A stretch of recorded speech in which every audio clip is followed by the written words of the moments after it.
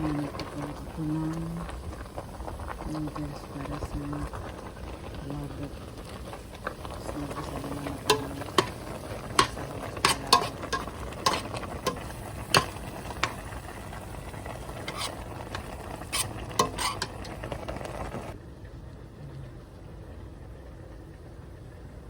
sa labot.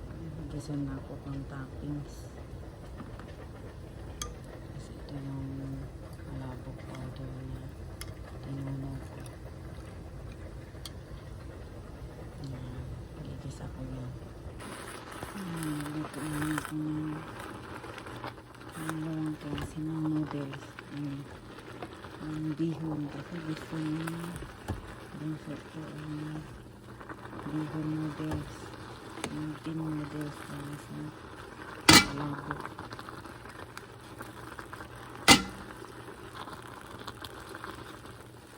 Ito ang mas gusto niya. Ngayon yung thick noodles.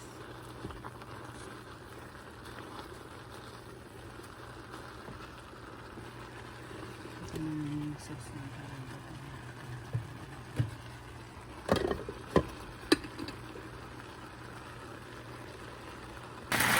Dito rin yung ladies nito. Gawin yung sweet and sour. Fried whole chicken alamak ni Kristen. Ang dawang dalawa nag-ano ng prepare. Hi ka? Hi ha? Yan yung handa namin ngayon sa Thanksgiving.